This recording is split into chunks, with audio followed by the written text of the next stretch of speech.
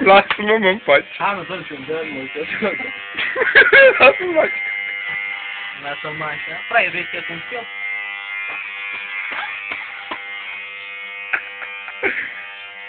Ia tata.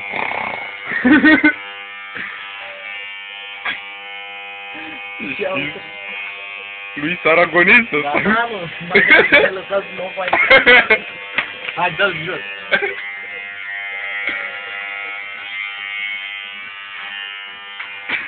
Da, da.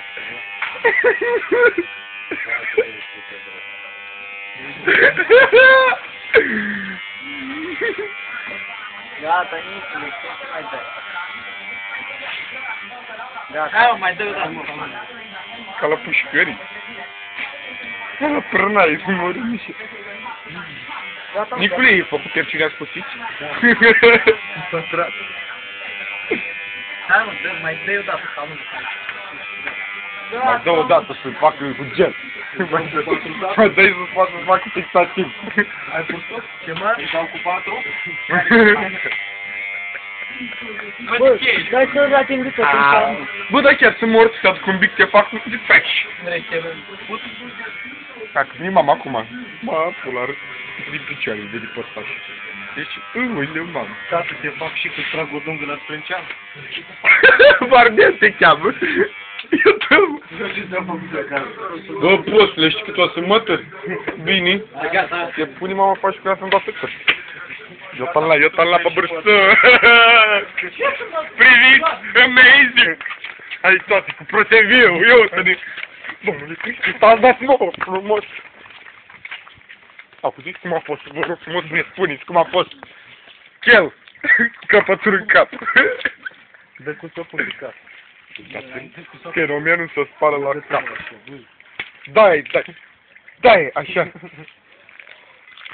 Bă, dă-te dracu de câine obosit. Ești prost, ce faci? Playback, yeah! Gata, a fost, frate. Bă, am telefonul în mână, vezi?